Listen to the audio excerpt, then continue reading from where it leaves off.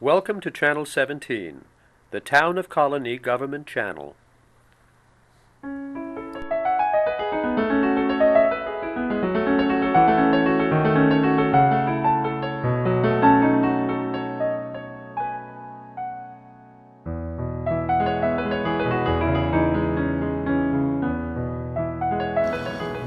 All right, well, welcome to Meet the Author. My name is Joe Nash. Today we're talking to local author Peter Golden. Now we're going to be trying something a little different.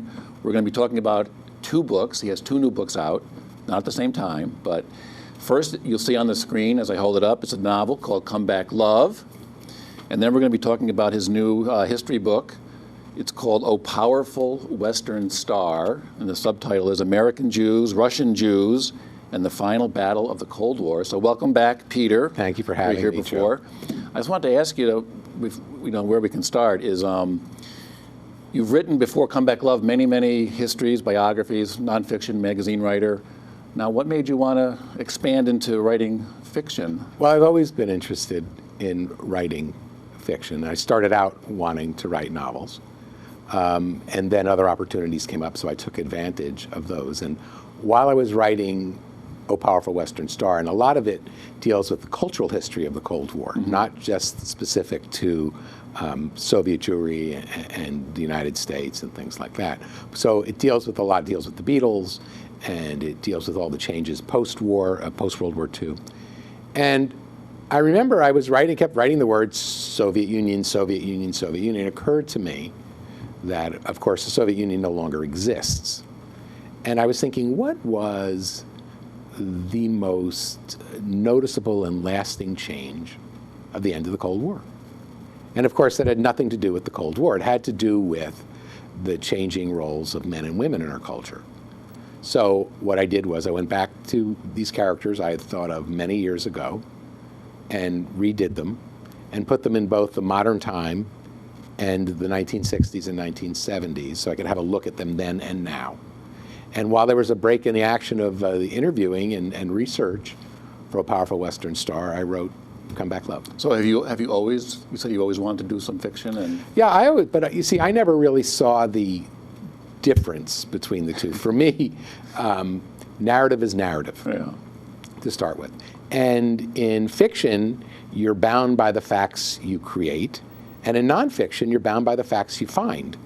And so after the 1950s and 1960s, I guess you'd call it when the new journalism began, these were writers that took the techniques of fiction and applied them to nonfiction. And so I grew up with that. That wasn't so startling to me. That was normal. Okay, the Truman Capote and all those guys. And Tom Wolfe. Yeah. Well, your book, your novel, Come Back Love, is infused with, obviously you have an interest in history, it's infused with the events of the 1960s. So why don't you give us the premise of it's a love story between two characters, and Sure. Well, the novel opens with the main character, or the narrator, Gordon Myers. He's on his way to visit, he's in his 50s, he's on his way to visit his sister and brother-in-law in Boston, and he lives in Washington, D.C., and it's a terrible snowstorm, so he can't fly, so he drives. And driving through that, he goes past the cemetery where his parents and his aunt and uncle are buried, that he's very close to. And he goes to the cemetery, and he has decided to stop in New York City to visit a woman he hasn't seen in over 30 years, this woman he was in love with, who is now a pediatrician in New York. And he does exactly that, and they go out to a bar. The city is sort of snowbound. It's that week between Christmas and New Year's where New York City seems to be almost deserted. And they start talking about what they're doing now. And then, of course, the book flashes back to then and comes back to now. And then we find out, ultimately, sort of the end of their story. Well, is there a reason why, I noticed in the book when I was reading it, you have this back and forth. Is there a particular reason why you wanted to do it that way as opposed to just the straight story? Right. To me, and I tried to do this in O Powerful Western Star as well, history is kind of meaningless if it doesn't somehow illuminate the present. And so if I couldn't use the past, Gordon and Glenna's past, to sort of tell you about them now and what's happened to our culture now as opposed to what was going on in our culture then it just didn't seem worthwhile to me. And it's an excellent device for doing that. For example, at one point, they have a terrible disagreement that goes on in the past. And the next thing you know, they're now back in this bar talking about it. The other thing that fascinates me about people is how feelings seem to remain the same. So when they go back and they start talking about this past event, which had been a matter of some friction between them, and it seems to come to some resolution, the next thing you know, they start arguing about something else that happened. And Gordon finds it remarkable that his feelings are still as strong as they were 30-odd years ago. It does make it more poignant. I mean, anyone of a certain age, you get to be older, you do think of the past more. There was something near the end here in the book, maybe you could talk about, I found very sort of moving, again, as I'm getting older. After Glenna and Gordon reunite, he says, I wanted to believe I was going to have a different future. Now that, to me, is like, what can you do? Well, I talk think about that a little? I think that's not a feeling that comes with middle age. But I'll say this, I think people who are perfectly happy where they are wonder, well, could I have gotten here quicker? Could I have done this differently or that differently? And I think for people who are not, they look back and they see different roads that they took that they regret. I mean, one of the most interesting things, of course, having a son in his 20s is trying to explain to a teenager, and of course, because it started before, that choices you make in these years seem to be made on a whim, and that those kinds of choices often have enormous repercussions for you later in life. And so maybe you ought to take more time and think about certain things. But I think all parents try and explain that to their kids, but I don't know that anyone ever gets through.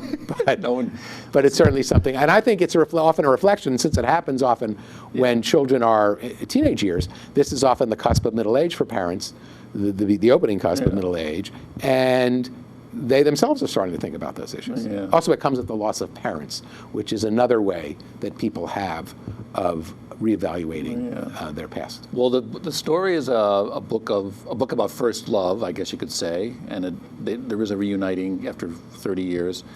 Why do you think, there's it is a common theme, that they always say there's only 5 themes in every book, but why do you think this theme of first love is so profound? That's really, it's a good question, and it's so funny is that I can't tell you the number of times that I've been asked this question, and I have an answer. I don't know if it's the answer. I have my answer, which is quite simply that first love, when it happens, doesn't come along packaged with the idea that first love ends. Right. So people, when they have those feelings, they're not tempered by reality, that maybe this won't work out, that they don't think about the sort of pain involved in losing this person. After that time, people are more cautious, and people think about those issues. So if you lose some innocence, you lose the innocence that just because I feel about this way about someone, that love will go on forever. And I don't necessarily think that first love is the wisest choice, is even the best choice, or even includes the more profound love that you get living with someone over many, many years, particularly if you have a family with them, and share all sorts of the loss of parents and all sorts of ups and downs in their lives. But it does come with this complete innocence about loss. Okay, and one of the things here, you were telling me before we started that your book has been selling pretty well, and one thing was that you're finding, I guess much to your surprise, a lot of younger women are reading your book. What do you think about that? My editor, Gur Hendricks, at Atria, they're the imprint that I told you at Simon & Schuster, that always saw the book as a book that would appeal to younger women, for just that reason, because the past part of the book deals with a lot of issues that young couples deal with. And I think that's as true today as it was in the 1960s. It was just newer in the 1960s. And then in the 60s, I should tell people, your book is infused with, I guess, everything. 1968, of course, was such a watershed year for so many events. Your book includes Woodstock and student protests, abortion, the women's movement. How did you write about these things without making it want to seem like you were trying to, have a checklist of the because for me, history is filtered through people, and I was alive then. So, unless you're writing about the characters who are prime players, and of course I did that, Powerful Western Star. I had a chance to write about Richard Nixon making decisions, and Lenin, and Stalin, and of course Gorbachev and Reagan. And so I had some information about what they thought and what they did. So I was able to write about sort of history in the making. History isn't really quite made the same way when it's the rest of us. History, it's filtered through us, the radio, by our fears. In the 1960s, of course, there was the omnipresent draft.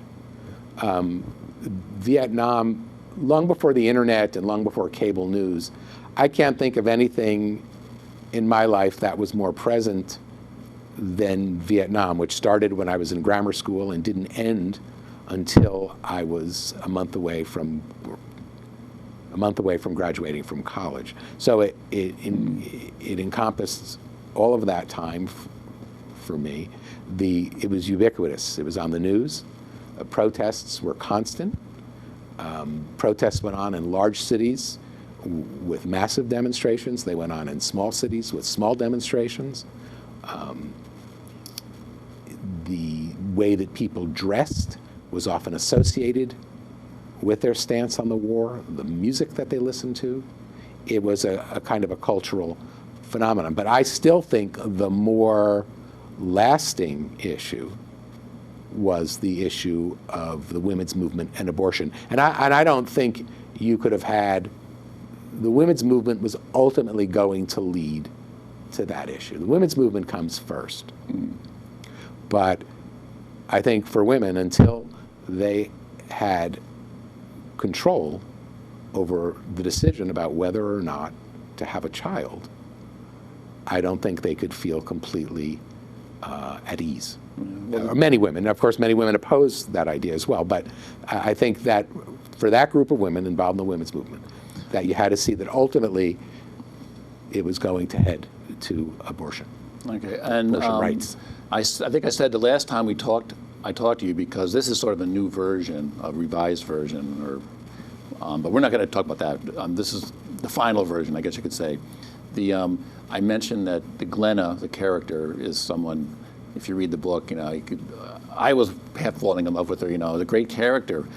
I guess one of the little things I read about you, though, in one of your interviews here, all of my paperwork, you said that whether you're writing fiction or nonfiction, there's a part of the writer in every character. So I guess I wanted to ask you what parts of you are in Glenna, this great female character? Oh. Now that's a question that's never been asked before. Because she's a wonderful... I think her persistence, she's an enormously persistent person and keeps her eye on her goals. What I admire about her is that she struggles, she tries, she's had an awfully tough time in many ways, and yet she still pushes ahead. And I like that. In that way, I think she's actually well matched with Gordon, although I think that she's probably even more persistent than he is. Okay, and she's funny. I think I don't know if I'm funny, but I find her very amusing. Yes, so that's one of the reasons I like her so much. Yes, she is. Well, the book really captures a lot of the first love and young love, and the couple of the scenes when they have their fights and they break up. I guess looking back, I'm 56 years old. They kind of seem like inconsequential. You think this whole thing blew up over. Well, I mean, is it, I at think, the time, of course, it was a big... well, that's the difference between being young and old. I mean, my friends will talk about fights they had with their wives when they were first married. And most people stop having those fights, or they don't stay married. The point is, a lot of things that appear to you to be very important when you're young don't quite look that way when you get older. Of course, that's in part where the statement comes from that youth is wasted on the young. Yeah. Well, it's like you were saying before about talking to your son, you know. So, you know. Well, I always think of it as sort of planting seeds, and maybe it'll make sense to him at some point. But you talk to people that are the age of Gordon and Glenna about some of these issues, and they just look back at you. I mean, there's one line in the book where his mother tries to explain to him about what she sees, and she sees it in his sister and in Glenna, and sort of warns him that this doesn't sound like a great idea to her. And his response, when he leaves, he doesn't listen to her, of course, and his response is that 1968 wasn't a very good year for listening to your mother.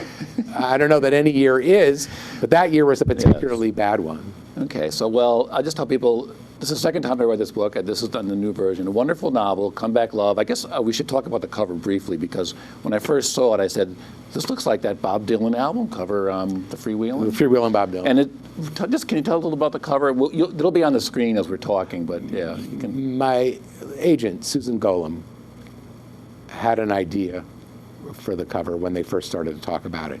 And she said that she always liked that album cover of Dylan and Suze Rotolo, who was his girlfriend at the time, walking down, I think it's West 4th Street. Mm-hmm.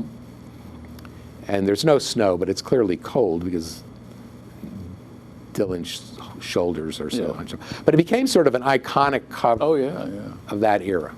So that was the idea. And not only is that well done, I thought the art department at Atria did such a beautiful job of the color of the book. It just, people talk about, I hear a lot about the cover. People like the cover. Oh, good. Well, all right, well, let's go on to your nonfiction book, a history book, O Powerful Western Star.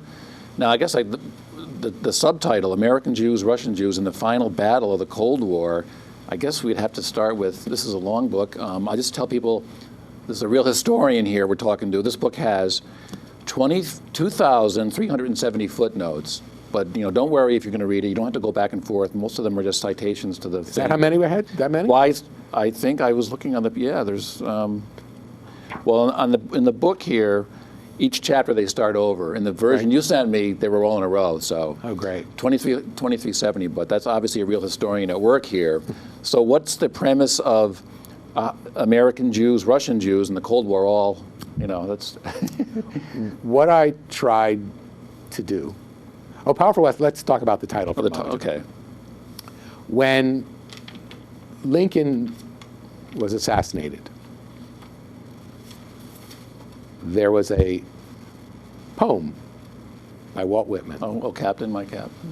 When he talks about, O powerful fallen Western Star. And it was a line about Lincoln disappearing and how it almost seems that everything good would disappear with him. With Lincoln, okay. I contend that that wasn't, of course, the case. And that in the long run, and this is by no means original, that the Cold War was an argument between two ways of life, one much more authoritarian than the other, the Soviet Union and the United States. And that in the end, freedom won out, that this Western Star that Whitman was writing about, this idea of a Western Star, that in the end, that's what won the Cold War. Now, the reason Soviet Jewry becomes involved as the final battle is that by the end of the Cold War, we were talking about how many missiles we were putting here and how many missiles we were going to put there and what the Soviet Union was going to do about this. By then, the arguments involved in the Cold War had become so complicated. This is the 1980s. Now, this is the 1980s. Okay. That there needed to be a way to get back to the moral argument. And the moral argument was very simple. You won't let these people leave. How can you call yourself a nation that cares about others and a great nation, better than us, Soviet Union, if you won't let people leave? If it's so wonderful, first of all, why do they all want to leave? Well, of course, this was the Soviet Union's problem. If you go back to the Berlin Wall, Khrushchev later said that he put up the Berlin Wall. He called it a hateful thing. He said, but if he didn't do it, everybody would have left. So, and that would have been such a colossal defeat in this argument. Now, don't forget, much of the civil rights movement was animated to highlight the hypocrisy of our argument that we were so much better than the Soviet Union. So, for example, the March on Washington in 1963, which President Kennedy wasn't thrilled about, was clearly meant to say, you're talking about freedom and self-determination for these nations, and we have African Americans here who can't vote. The Eisenhower actually, during Little Rock, went on television and in sum and substance called racists traitors that were humiliating us in front of our enemies, the Soviet Union. Yeah. So it has always, this notion has always been attached to the Cold War. What I tried to do in this book was actually show how this history came about. And I start all the way back with a Russian grain dealer in the 19th century who was lamenting the death of Lincoln. I found this letter in the National Archives in which he writes to what, for all intents and purposes, was the American ambassador to, was the consul, American consul to Russia, about this horror that had occurred and that what it means for the world that Lincoln has been killed. And it's, of course, his first language was Russian, and it's certainly not up to Whitman's standards, but it certainly is heartfelt as Whitman, as Whitman's words. And then I trace all the way back to the 18th century and the city on the 17th century in America, the city on the hill notion. Sure. And that we're doing democracy is God's work. And I run that all the way up through the 1950s and show ultimately how American Jewry and Soviet Jewry became enmeshed and how... In the 50s? Well, it starts in the 1960s, but what really, I guess the order would be more like this. There's the Holocaust. American Jews, and this is another debate, we won't get into this at the moment, about what part how many Jews the United States could actually have saved from the Holocaust. Whatever that, where you come down on that debate, which is still going on, has been going on for over 40 years. The fact is that Europe was loaded with people who had nowhere to go. And there had to be somewhere to put them.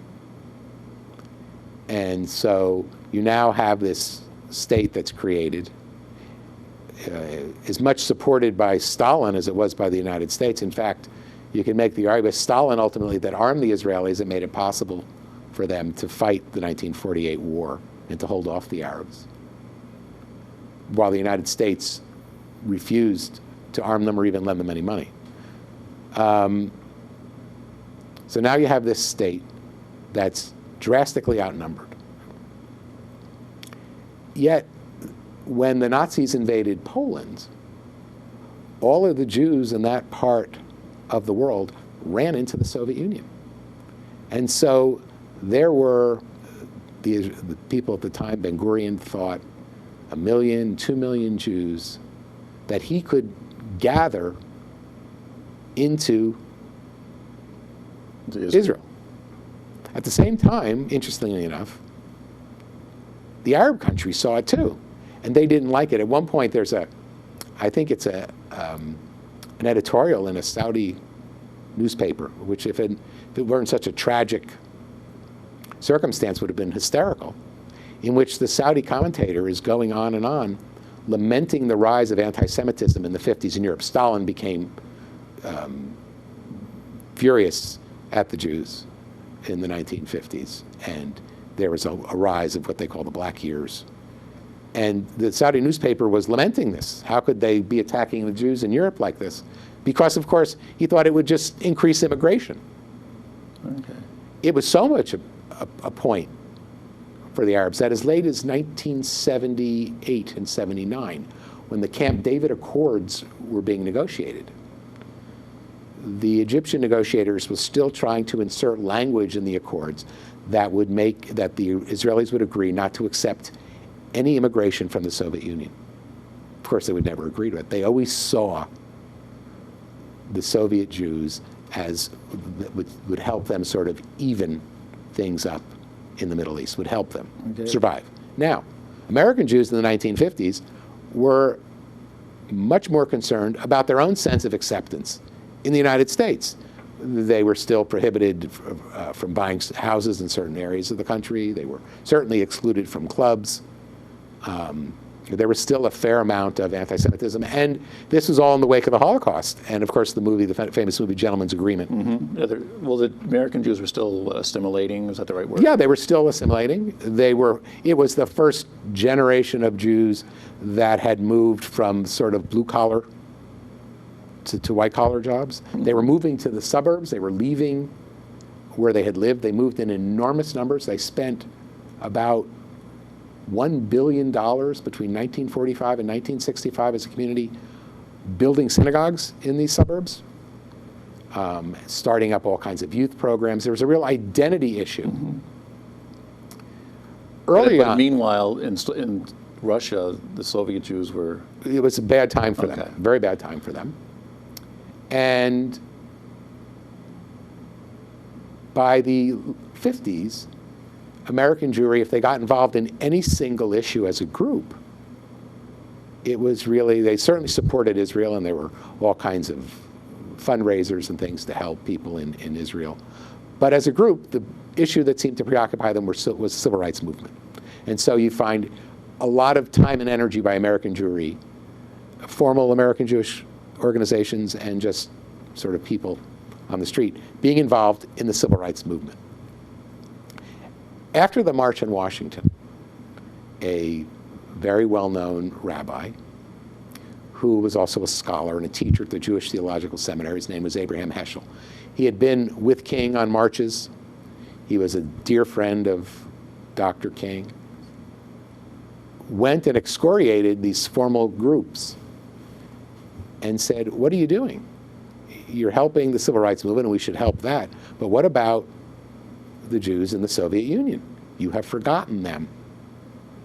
And there was fighting back and forth, and many people were very angry about it. But for the most part, the community resisted this involvement. They were still, they're raising children. If you look at the baby boom and you look at what was occupying parents of those era, it wasn't the Korean War. It was raising their children. And Vietnam hadn't started yet.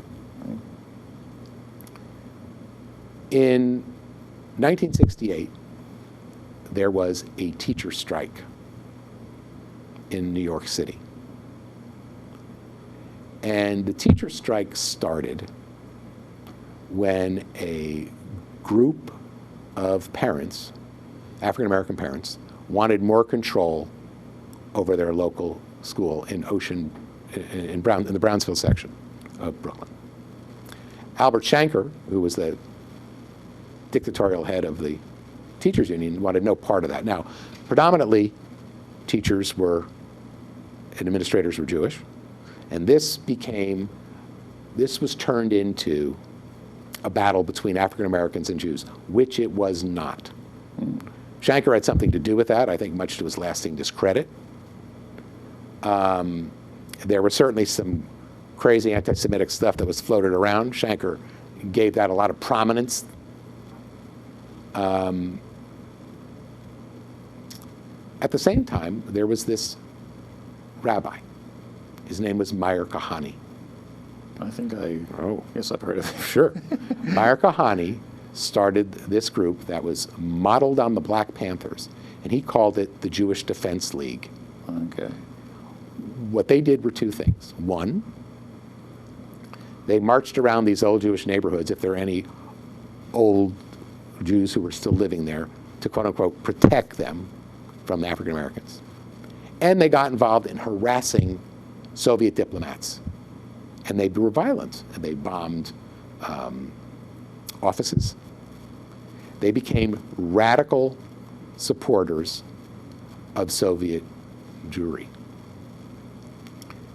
The established and more conservative organizations in the American Jewish community basically were faced with letting what they thought of as crazy people taking over this issue or getting involved themselves. And that's when that happened in the late 60s. For that reason, and because by then the civil rights movement had been split in half. There was the older movement represented by Dr. King, who was certainly assassinated in '68. And then there was the younger, more radical movement, Stokely Carmichael, and they wanted nothing to do with white people. And so Jews had been disenfranchised. Something like over half of the people involved in the Soviet Jewry movement were also involved in the civil rights movement. There have been studies. So your book sort of chronicles this. But yes, but all the changes in the culture, and all the changes. A lot of it has to do with American Jewish identity and the real thing about what was going on in the Soviet Union and the needs of the Israelis. Okay. And so there's this nexus. So the book is written like an upside down triangle. Okay. Where you get to the end, the last person you hear in the book is Gorbachev talking about what it meant for him personally when the Jews left. I had an opportunity to interview him, which was just a... So how many Russian Jews ended up leaving in this? Oh my, over the years, I mean, there were easily over 1 million, 1.5 million. Okay. I mean, So the book chronicles, what, 150 years of history of this American and... easily, although I do like to, I do slip back into Puritan days for a brief time. All right, well, we have, I just want to ask you quickly about this book. For this book and some of your other books, you've interviewed people like Richard Nixon, Gerald Ford, Ronald Reagan, George H.W. Bush, Gorbachev, Kissinger, Alexander Haig, George Shultz, Yitzhak Shamir, Simon Perez, and Yitzhak Rabin. So I guess, you're a historian in a sense. When you talk to people like this, like I just mentioned, does that change your view of what you thought history was until you met some of the real... Absolutely. That's been a process for me because I started interviewing people like that in my early 30s. And here's what you learn. And I find it frustrating, particularly during the silly season of political campaigns. Which we're in right now. How limited people of what you think of as enormous power are in getting the kinds of changes that people want. In other words, if you take someone like Nixon, you could say that he changed our relationship with China. Mm-hmm. He did. It took him his life in politics starts in the 40s. So it took him 30 years, which is changing the relationship with China was something he wanted to do going back to the 1950s. He'd been talking about it. It took him his whole political life to do that. And because of who he was and issues that he had, he paid an enormous price for entering the arena and for the way he behaved. Gorbachev wanted nothing more than to help get his country to lift them up out of where they were. He paid an enormous. He's terribly unpopular in his country. In his country, he's blamed with losing their empire. Mm-hmm. I think it's totally unfair. He is, and it's been written by John Lewis Gaddis, a wonderful Cold War historian, that of all the people who have won the Nobel Peace Prize, no one more truly deserved it than Mikhail Gorbachev. Because what he could have done as that empire started to fall apart could have been terrible for the world. And instead, he didn't. He faced up to reality, and it ended in a peaceful way instead of this flash that everyone had been worried about. I write that to some degree the Cold War is nothing more than a record of people's fear that the world would be destroyed. Well, I think the nuclear war always hung over. Yeah. Well, in the beginning of your book here, and maybe we can end with this, because you were talking about the force of history and this, and it isn't always just one thing. The book, in this dual, American Jewry and Russian Jewry, you say the book covers, let's see, the threat of nuclear war, the civil rights movement, the power of television, the music of Elvis, Dylan, the Beatles, the generation gap, urban riots, black power, radical student politics, the raging arguments over Vietnam, changing sexual mores, and doors swinging open for women. So all these things, so you said earlier, it's the culture that you're interested besides the history, how all these cultural forces changed everything. Well, it did, because we tend to be sort of United States centric, but you have to understand that year, 1968, the whole world was going crazy. Yes, I mean, it was in France, it was in Italy, it was in China. Not only that, the whole world was getting better educated. Not only that, the whole world were learning about things they'd never heard of. I mean, the Beatles were being listened to in the Soviet Union. I'll tell you a funny story that, to me, underscores what that whole cultural change meant around the world. After the wall came down, Arlo Guthrie and Pete Seeger. This is in 1989. Well, were doing a concert in Europe. And the majority of the youngsters were from the Eastern Bloc countries. And they played and played and played all of the old folk songs that you would think. And at one point, Pete Seeger turned to Arlo Guthrie and said, think up something. So Guthrie starts to sing, wise men say, right? And Seeger looks at him like he's lost his mind. He's scowling at him. And all of a sudden, they turn to the audience and they realize all those people in the audience are singing that song in English. The Elvis song. Right. Yeah. So, and listen, the CIA knew this early on. A lot of the money that was spent off budget in those years was spent to fund rock and roll, pumping it into the Eastern Bloc countries. In fact, Havel, talked about the influence that rock and roll. He used to say he was a Leninist, meaning John Lennon, not Marx. That's right. Okay, he did say that. Yeah, he did say that. yeah. And I think so. This cultural history that we thought was ours was sweeping the world. Mao struggled with it in China. He had a much more violent response to it than we did here in America. But something changed in 1968 irrevocably. And so the tactics of the Soviet Jewry movement in the United States were simply taken from the anti-war movement, which simply took their tactics from the civil rights movement. All right. Well, can you imagine if they had the internet in 1968? One can imagine, right? Well, this book sounds like there's a lot in there, all these things. So that's Oh Powerful Western Star, American Jews, Russian Jews, and the Final Battle of the Cold War. We have a copy in the library. You can also buy it on Amazon or whatever. You can go to, not till May 20th. Not till May 20th. Well, the show will be on after that. You can go to Peter's website, petergolden.com. There's a lot of information about Peter. This book is Comeback Love, what we also talked about. So it's the first time I've interviewed someone about 2 books at once. So thank you, Peter, for coming back. And thank you, Joe. We really appreciate it. Thank you. Well, that's it for Meet the Author this time, and we'll see you next time.